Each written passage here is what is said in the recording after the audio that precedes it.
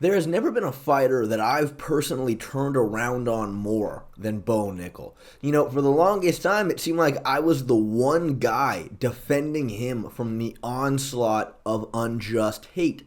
And you know what? Honestly, I believed in the cause that I was fighting for, but I will say now I've turned around on that. I think that Bo Nickal has a lot of fundamental issues with his game, with his personality, with his outlook on life, to an extent that I just don't think he will ever be anything anywhere ever again.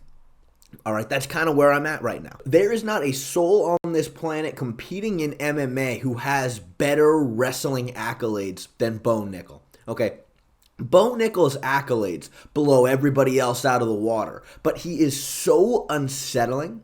There is something so uncanny about this guy that nobody can accept it, and I think that's crazy. Nobody can accept it. They look at him and they just say, no, I just can't, no, just no. And for a long time, I was confused about this, but I think I've really pinpointed the reason for this. And that is, Bo Nickal resembles something pretending to be a human, I think is the main factor in all of this. Again, after the Paul Craig fight, I was so baffled by the performance that I had to do a deep dive. I had to do some research. I had to see, okay, what is this guy doing? What does his training look like? Why did he take all of these world-class wrestling accolades and translate it into probably the worst amateur kickboxing match you've ever seen? And this is what I've stumbled across. Only a select few understand what it takes to be a fighter. It's tough on your body, it's tough on your mind. There's so many things to learn. There's not enough time to learn them all. This sport is hard, but that's why I love it. Not many people want to hop in that cage, knowing that the person across from you is trying to hurt you. And once that door closes, it's you and only you who controls what happens next. And me, I'm gonna be the one who gets my hand raised, because that's what we do.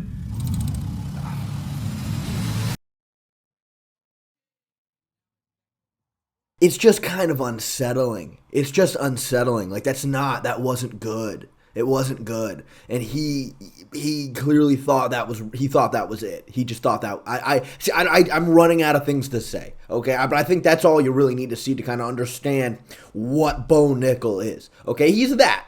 He's that right there. He's the kind of guy that just had this epiphany that I need to enlighten the world on what it means to be a fighter. I mean, I'm 6-0. I've fought a lot of tin cans. I need to be the one to do it. I need to be the one to tell the world that being a fighter is hard and it's not easy. And let me tell you all about it. And I just think that it's unsettling, man. I think it's kind of scary. Like, I don't like it. I really don't like it. It made me feel very uncomfortable. To me, this just kind of puts the nail in the coffin that Bo Nickal will ever be an interesting figure in the sport of MMA. He's just not going to be. Look, the Dagestanis are very straight-laced. They're very haram. They're kind of what Bo Nickal is. The difference is, though, when they do it, it's very intimidating. When Bo Nickal does it, it's just kind of lame. All right, that's kind of what it comes down to. It's just pretty fucking lame. All right, like, I'm sorry, Bo, but it's not interesting that you're a man of God and you don't drink and that you're very, I don't know, dude. That's the problem. There's nothing else to say about him.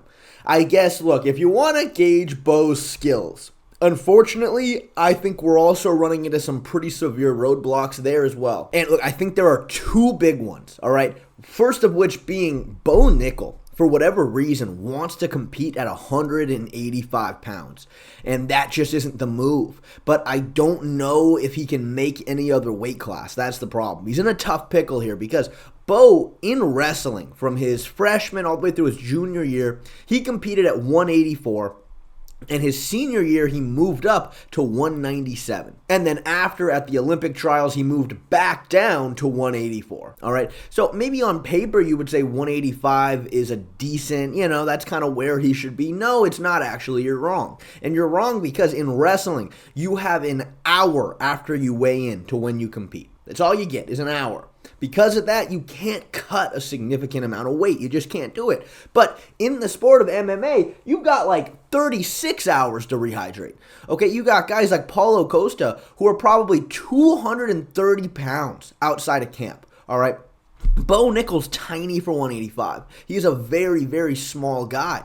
I mean, Paul Craig was towering over him. It was kind of shocking how small Bo looked in there. And the problem is, when it comes to wrestling in particular, size and strength just plays a big factor. I mean, it just absolutely does. When you are bigger and stronger than your opponent, you can manipulate them a lot faster, a lot quicker, a lot easier. It gives your opponent less time to react. And if there's one thing we can take away from Bo's career so far, it is that he gets out-muscled in there a little bit. I mean, you look at this shot against Cody Brundage, and what this comes down to is the fact that Cody just didn't feel the danger. Cody did not feel himself getting manipulated quickly, and it gave him time to react. He just turned the corner and tried to throw Bo off of him, and it worked, right? And you parallel that to Khamzat Chimaev down at 170, where he was just lifting guys in the air and walking around with them while he was dragging Gilbert Burns around the octagon. It's just size and strength, okay? And Bo Nickal at 185, he doesn't got it. He just doesn't got it, okay? I mean, Dricus du Plessis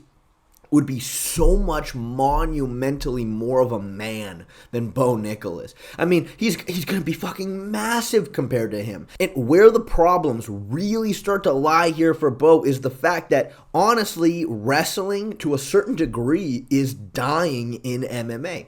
I made a video way back when talking about this exact notion, and I think when you look at Bo Nickal in particular, it's so true. And what the crutch of that video essentially was is that MMA wrestling is becoming a very, very unique skill that collegiate wrestling, Olympic wrestling just does not prepare you for. See, the sport of wrestling, what it does is teach you how to finish takedowns. You get two guys, they go onto a mat, you are not allowed to back up. You will get penalized. You have to stand right in front of your opponent, and you have to just go back and forth shooting takedowns.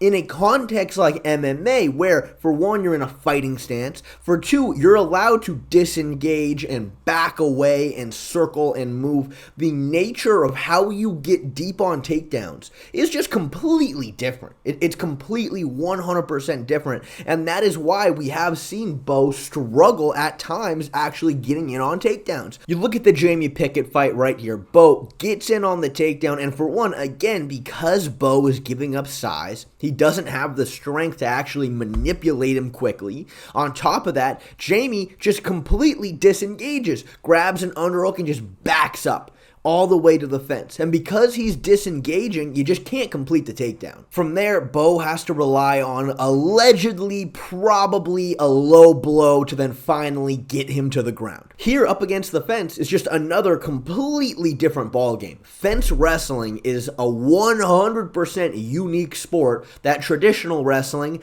again, doesn't really translate to the same way. Like, I'm sure Bo Nickal and Jamie Pickett have the exact same experience up against the fence. And again, this is why Olympic gold medalist Henry Cejudo couldn't hang with Division III wrestler Aljamain Sterling. When they would go up against the fence, all of a sudden, all of those years of wrestling, that Olympic gold medalist, it just kind of completely went out the window. It didn't even matter anymore. Or when you just look at somebody like Arman Tsarukyan, who's not even a tenth of the wrestler Bo Nickal is, but you look at how he finishes takedowns, the way he gets deep on them, it's completely different. I mean, he is better than Bo Nickal at that in MMA. Or Islam Makhachev, who frankly isn't a great pure wrestler, but he has a better ability to get deep on takedowns in MMA than Bo Nickal does. And all of a sudden, that U23 World Championship, it doesn't really matter because fundamentally, the way you have to translate these skills in MMA is just completely different. It's a completely unique skill. Now, the thing is, though, I mean, we already all knew this, all right? When it came to hyping up Bo Nickal prior to all all of this. It was the notion that he's still, fairly young, and he seems very serious about becoming a well-rounded mixed martial artist. So, it was very exciting to see how he did this. But, when you go through his YouTube channel now, where he posts a lot of vlogs of his training camps, one thing you'll notice is he does spend a lot of time in the Penn State wrestling room.